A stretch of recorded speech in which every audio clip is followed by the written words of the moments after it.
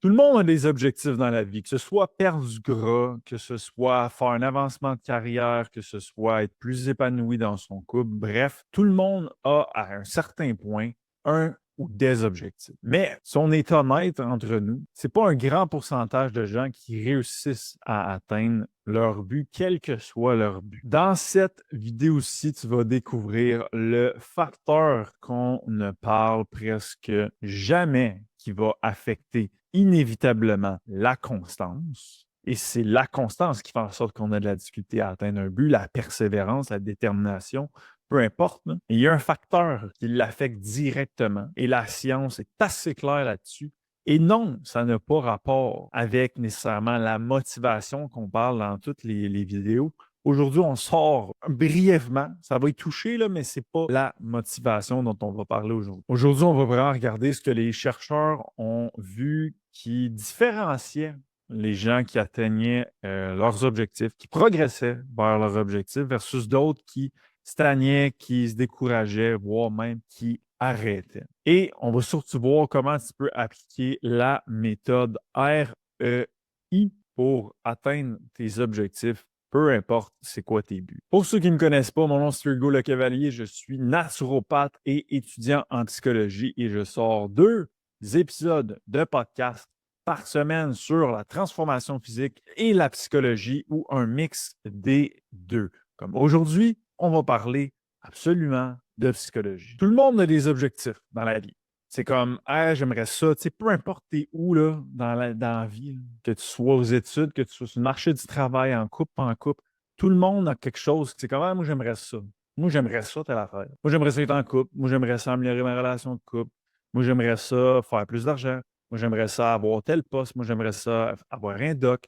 Whatever. Moi, j'aimerais ça, là. C'est un but. On est d'accord que tout le monde a des buts. L'affaire, c'est que atteindre des buts, c'est une grande frustration pour une bonne partie de la population. Pourtant, il y a peu de gens qui sont satisfaits de l'atteinte de leur but ou de leur progression envers leurs objectifs. Souvent, ils vont blâmer le manque de discipline classique, le manque de volonté. Puis ça, c'est bien normal parce qu'on n'apprend pas aux gens qu'est-ce que ça veut dire ça, c'est quoi les termes sous-jacents à ça, les mécanismes, fait que c'est bien correct. Ou d'autres facteurs externes. Encore une fois, absolument normal que le cerveau a tendance à faire ça, de dire non, mais c'est pas de ma faute, c'est à cause de X. Puis des fois, c'est vrai que c'est à cause de X. Puis des fois, ben, c'est une stratégie d'évitement.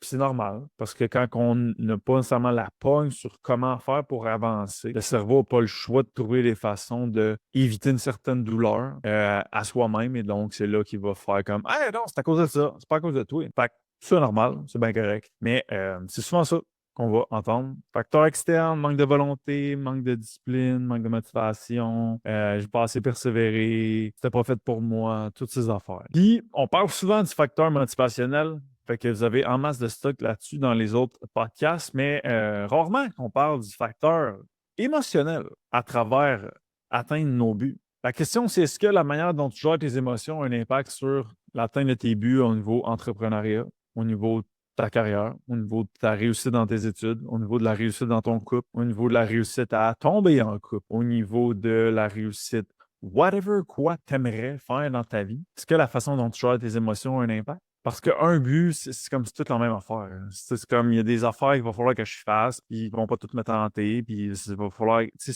toute la même affaire, un but. Faut zoomer out, là, puis arrêter de se mettre la tête dans le sable qu'une perte de gras, c'est bien différent qu'un autre but. Là. C'est la même affaire. Même affaire. Tous les buts, c'est la même affaire. Tu as le même comportement? Non. Un comportement, c'est un comportement. Les mécanismes restent les mêmes. Qu'est-ce que la manière dont tu gères tes émotions a un impact sur le progrès vers tes buts, l'atteinte de tes buts?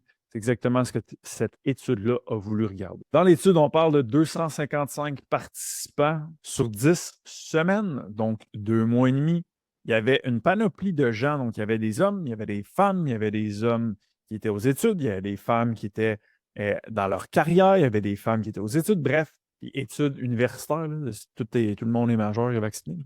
Fait que vraiment, un gros ensemble de gens mix and match. Et on voulu regarder 2 types de régulation émotionnelle, donc de comment tu gères tes émotions. Le premier, elle s'appelle la régulation émotionnelle intégrative. Ça, c'est accepter, analyser et essayer de se servir du message que l'émotion envoie. Donc, voici une façon de réguler les émotions. Ils ont voulu regarder en partie ça, si ça avait un lien quelconque pour progresser vers des buts. Et le deuxième, c'est la régulation émotionnelle suppressive. Éviter de laisser paraître et éviter de penser à ça.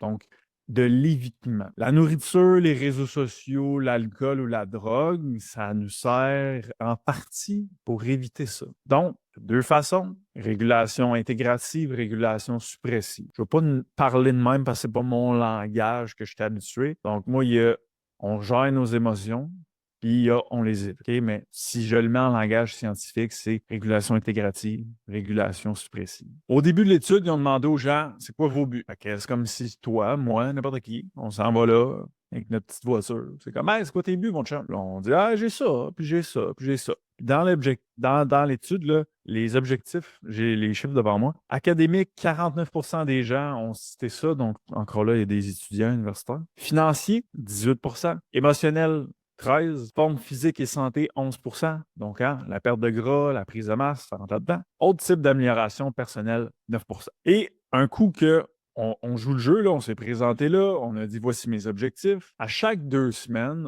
les participants devaient remplir un questionnaire. Donc, c'est comme si nous, moi et toi, à toutes les 2 semaines, jusqu'à 10 semaines de la fin, on avait rempli un questionnaire à toutes les 2 semaines. Ce questionnaire-là, c'était pour savoir c'était quoi le type de stratégie de régulation émotionnelle qu'on aurait utilisé le plus dans les 2 dernières semaines. Ça, c'est une petite bémol dans l'étude, c'est que ça te prend une sacrément de bonne conscience de toi pour pas te bullshiter.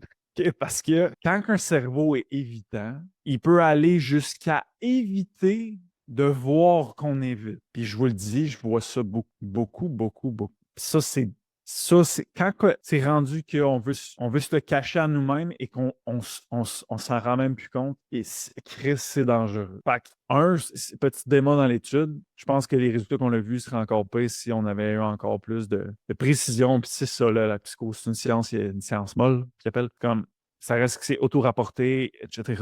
I get it, on ne pourra jamais aller chercher une précision incroyable, mais quand même, pour dire ah, j'ai pas évité, il faut être solide, quand même consciemment.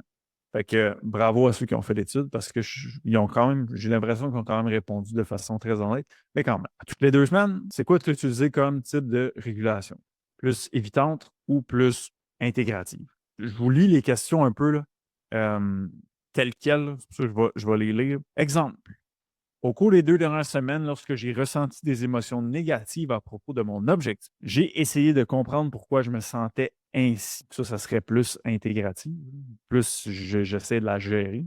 J'ai essayé d'observer mes émotions et de comprendre ce qu'elles indiquaient sur ma situation. Donc encore là, tu dis, ah oui, oui, j'ai plus fait ça, plus fait ça. L'autre, suppressive, ça serait au cours des 2 dernières semaines, lorsque j'ai ressenti des émotions négatives à propos de mon objectif, je ne sais pas comment j'ai fini cette phrase-là, mais vous avez compris. J'ai essayé de cacher mes pensées et mes sentiments aux personnes autour de moi. J'ai gardé mes émotions négatives pour moi. J'ai essayé de contrôler ou de supprimer toute émotion négative. Et là, juste pour faire un lien avec le fitness, j'ai snacké le soir. J'ai eu de la difficulté avec mon alimentation. C'est un symptôme à ça, en gros. OK? Fait que c'était ça les questions à toutes les 2 semaines pour mesurer c'était quoi le type de régulation. Mais à tous les 2 semaines, ils ont mesuré d'autres choses, comme l'effort investi pour atteindre l'objectif. Donc, à quel point les gens étaient investis pour atteindre leur objectif, engagés, à quel point, exemple, nous, les clients, on a des formations, on a 3, dépendamment dans quel forfait tu es,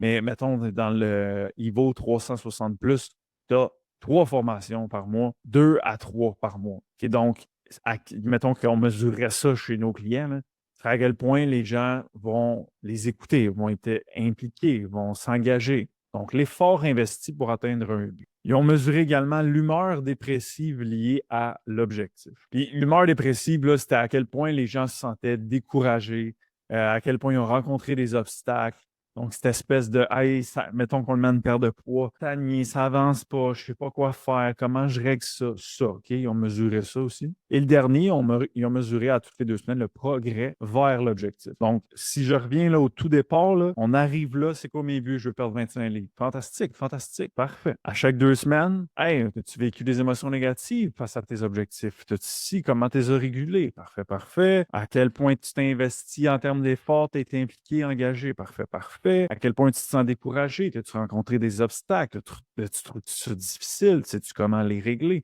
Parfait, parfait. Puis, on est rendu à combien de livres de perdu? En gros, c'est ça qu'ils ont fait. Et à la fin des 10 semaines, eh bien, ils ont mesuré les progrès complets sur 10 semaines. Donc, mettons une perte de 25 livres. C'est comme, on est rendu où, là, maintenant, 2 mois et demi après? Ça a donné quoi, tout ça, cette étude-là? Eh bien, on va aller voir ce qu'ils ont découvert par rapport à la méthode REI, donc régulation émotionnelle intégrative. Ça a été quoi l'impact de gérer ses émotions, de dire, OK, qu'est-ce qui se passe? C'est quoi ce message-là? Qu'est-ce qui se passe, ça? L'anxiété veut dire ça, je planifie ça, ça. Ça a été quoi l'impact? Première affaire, le REI prédit un meilleur progrès vers les objectifs. Ça prédit. P-R-E, accent aigu, D-I-T. Prédit. C'est comme, on veut atteindre des buts. Moi, quand je parle de psycho, je m'enflamme, fait que je vous dis, j'ai de l'énergie aujourd'hui. Ça prédit. Ça veut dire, si je veux atteindre un but, la manière dont je régule mes émotions va prédire si je progresse ou pas vers cet objectif-là. Y a-t-il quelqu'un qui peut m'expliquer pourquoi on parle pas de ça nulle part? Je sais qu'il y en a qui en parlent, mais c'est très, très minime. Y a-t-il quelqu'un qui peut m'expliquer pourquoi on parle pas de ça? Juste la première affaire. Autre affaire, ça augmente l'effort fourni malgré les obstacles. Fait que les gens qui ont une bonne régulation émotionnelle, il n'y avait pas d'obstacles. Il y en avait. C'est juste qu'ils ont continué de persévérer. Persévérer comme dans je suis constant, comme genre je joue pas au yo-yo, comme je continue, je persévère, let's go. Mais il y avait des obstacles. Autre chose. Et en terminant, ça c'est vraiment intéressant, je vous le lis. La régulation émotionnelle intégrative augmente légèrement l'humeur négative liée à l'objectif à court terme. En parenthèse, parce qu'on porte attention aux émotions négatives. Mais ça n'empêche pas le progrès. Au contraire, ça favoriserait la résilience. On vit l'émotion, on apprend et on continue. Donc, ce que ça veut dire, ça, c'est que les gens qui régulaient leurs émotions de façon adéquate ne se sentaient pas nécessairement moins comme « Ah, c'est tough, aïe, aïe, je suis un peu découragé ». C'était pas moins que l'autre groupe parce que quand tu n'évites pas l'émotion, tu ne tires pas nécessairement mieux à court terme, mais à long terme, oui. Et donc, sur quoi ça joue, c'est sur l'effort et la persévérance et le mindset face à l'obstacle. Les gens qui régulaient de façon adéquate dans l'étude voyaient les obstacles comme part of the game, comme un puzzle à résoudre. C'est comme ça fait partie du deal d'atteindre un but, des obstacles puis de la difficulté. Puis c'est comme, je vais réguler mes émotions, je vais essayer de jouer avec ça, mais je me sens pas nécessairement mieux à court terme. Mais je vis avec ça parce qu'il faut que je progresse. Donc, ça, c'est ceux qui régulaient leurs émotions de façon adéquate, donc régulation émotionnelle intégrative. Ensuite, pour les gens qui évitaient suppressait. Ça nuit, ça prédit moins de progrès vers les objectifs. Prédit, P-R-E, accent aigu, D-I-T, moins de progrès. Donc, lorsqu'on évite nos émotions négatives, on a en science vu que ça prédisait négativement le progrès vers tes buts. Fait que si on veut progresser vers nos buts, je ne sais pas pourquoi qu'on ne parle pas de ça. Aucune idée. Mécanisme clé. Ça, c'était très, très, très cool. Il disait qu'un des mécanismes clés de pourquoi il y a moins de progrès, c'était que éviter des émotions négatives, ça coûte de l'énergie. Ça coûte de quoi? Parce que ça reste dans le système en même place. Ça tire du jus, ça reste là parce qu'on l'a évité. Ça tire du jus et ça fait qu'on a moins d'énergie et au fil du temps, moins d'énergie pour affronter les obstacles, moins d'énergie pour affronter les difficultés et on finit par tranquillement, pas vite, c'est pas nécessairement un claquement de doigts, des fois oui, mais se désengager vers celui-là, se désengager vers certains comportements, les faire moins souvent. Et justement, le progrès est ralenti, voire complètement nul. Donc, en gros, les gens qui évitaient leurs émotions négatives dans cette étude-ci, ben, ils finissaient par être plus découragés, voir les obstacles de façon plus lourde, avoir moins d'énergie à la longue et moins progresser envers leurs objectifs. Donc, comment tu appliques ça maintenant? Si tu veux atteindre un but, whatever the fuck that is, parce que c'est ça l'affaire que je veux rentrer dans la tête au monde. Peu importe le but que tu as, tout ça, c'est les mêmes règles. Hey, j'aimerais ça m'acheter un condo, même règle. J'aimerais ça faire un voyage humanitaire, même règle. J'aimerais ça, whatever, c'est les mêmes règles tout le temps. Pour ça que c'est tout le temps ça qu'on parle, c'est tout le temps les mêmes règles, peu importe les buts. Donc, si tu veux atteindre un but, peu importe c'est quoi, eh bien, comment tu appliques cette étude-là? Et on vient de voir que de jouer au jeu de supprimer, éviter nos émotions négatives, c'est un jeu dangereux si on veut atteindre nos buts. On vient de le voir scientifiquement. Donc, si on veut progresser vers nos objectifs, ça veut dire qu'il faut utiliser la méthode REI, régulation émotionnelle intégrative. Et donc, il faut accepter, dire, OK, wow, là, j'en vis une, fine, ça va être là, même si les autres me voient, cool. Qu'est-ce qu'elle veut dire? C'est quoi cette émotion-là? Donc, en premier, il va falloir identifier, qui est une grosse job en premier lieu, identifier c'est quoi? L'anxiété, la colère, l'irritabilité, qui est le petit cousin de la colère, l'ennui, la tristesse, la culpabilité, la honte, ces affaires-là, tu l'identifies. Ça, c'est la job number one. Qu'est-ce que je vis? OK, là, je me sens pas bien, il y a quelque chose. What's up? What's up? Qu'est-ce qui se passe? Ça, c'est l'affaire numéro un. Numéro deux, il faut que tu apprennes ce que chaque émotion envoie comme message. Parce que c'est juste ça, by the way. Tu roules, là, tu es en voiture, une émotion, c'est comme, oups, tension, oups, il y a ça. C'est juste là pour t'aider à te coller des shots. Des fois, c'est mal gagé, surtout l'anxiété, par moment. Pas toutes, mais par moment. Mais c'est juste là pour te dire, oups, on veut se rendre là. Continue d'avancer par là. Il faut qu'on progresse. Petit flag là, petit flag là. Donc, il faut apprendre à capter c'est quoi ces messages-là, puis qu'est-ce que ça veut dire. Et trois, ben, il faut écouter le message et le transférer en action dans le quotidien pour justement continuer de nous faire progresser vers notre ligne d'arrivée qui est notre but. C'est à ça que ça sert. Donc, le but, ce n'est pas de ne pas vivre d'émotions négatives, mais c'est d'en vivre pour nous faire arriver vers notre ligne d'arrivée, notre ligne finale, notre destination finale qui est notre but ultime. Exemple, tu te sens coupable et découragé parce que tu déroges de ton plan alimentaire. Fantastique. Tu as spoté que c'était de la culpabilité. La culpabilité, c'est une émotion qui est auto-évaluative. Ça veut dire qu'il y a une partie d'évaluation personnelle face à des normes quelconques, bien souvent sociales. Et donc, si je déroge de mon plan alimentaire pour culpabilité, 2 secondes, what's up? Ça veut dire que là, je suis en train de m'auto-évaluer face à une norme. Laquelle? Norme sociale, motivation introjectée. Parfait, je sais que l'introjecté, c'est pas très un style de motivation qui est corrélé à beaucoup de bien-être et beaucoup de motivation à long terme. Donc, ceci pourrait être un flag qu'on n'est pas sur les bons sous-types de motivation. Et donc, dans l'instant présent ou quelques minutes après, quelques heures, whatever, on recorde ça. On revient dans, bon, est-ce que mes raisons de suivre le plan, d'atteindre mes buts sont assez internes? Est-ce que je sens que c'est parce que quelqu'un me l'impose trop? Si c'est mon coach, est-ce que j'endosse consciemment? Est-ce que je comprends pourquoi il faut que je fasse ça? Non, je le comprends pas vraiment, je l'endosse pas vraiment. Boum! Parfait, ben prochaine fois, prochain check-in, je vais lui poser la question. Et voilà. Ta culpabilité t'a servi de lui poser la question, mieux endosser. Si tu l'endosses mieux, tu as plus d'autonomie, tu as plus de motivation, tu continues vers tes buts. Ça, ce serait une façon d'utiliser. Mais peut-être aussi, c'est comme, ah ouais, non, probablement, je me rends compte que mes raisons sont pas assez internes. Ça veut dire que, OK, il faut que j'aille découvrir un peu plus de trucs à l'intérieur de moi. Il faut que je me développe plus comme humain. Il faut que j'aie plus de connaissances de moi, ce qui va me permettre d'aller chercher justement plus de raisons internes. Et là, on fait ce travail-là, il y a plus de raisons internes et boum, là, on est plus motivé, plus constant, on atteint nos buts. Mais si on joue au jeu que, puis c'est comme c'est normal, il n'y a personne qui nous apprend ça encore une fois, ça me fâche à tous les fois, mais si on joue au jeu que, la culpabilité, on n'a aucune espèce d'idée c'est quoi? Zéro. On ne sait pas à quoi ça sert. On ne savait pas que c'était une émotion auto-évaluative. On ne savait pas que c'était comparé à des normes, souvent sociales. On ne savait pas ça. Si on ne sait pas c'est quoi de l'introjection, une motivation introjectée, on n'est pas capable de faire le lien entre les deux. Ça veut dire qu'on est dans le néant comme ça, puis on continue de suivre notre plan, puis quand on déroge, on est coupable. Après un an de coaching, on déroge. Pas qu'on déroge, mais après un an de coaching, on arrête de suivre le plan et on retourne dans nos vieux pattern. Oui, mais non, c'est pas ça qu'on veut, right? Ben, si c'est pas ça qu'on veut, c'est qu'il faut s'attaquer à comprendre ces piliers-là. Parce que là, je n'ai nommé deux là, des piliers là, dans ce que je viens de dire. Un, régulation émotionnelle intégrative. Deux, j'ai parlé d'introjection, donc ça, c'est notre pilier de la motivation. Donc, je dis tout le temps, dans notre service, on a trois piliers, les traits de personnalité, la régulation émotionnelle intégrative et la motivation. Donc, ce que je viens de te mentionner aujourd'hui, c'est exactement le genre de stratégie qu'on applique et qu'on intègre dans la vie de nos clients avec notre système IVO 360. On a des formations sur chacune des émotions que je t'ai parlé. Il y en a qu'on n'est pas encore rendu là, mais ça s'en vient, mais on a des formations sur la colère, on a des formations sur l'ennui, on a des formations sur l'anxiété, tout ça parce que c'est ça le point, c'est que les gens doivent être capables de se piloter eux-mêmes pour «Oh, je ressens ça, WhatsApp 2 secondes, on modifie ça, et voilà».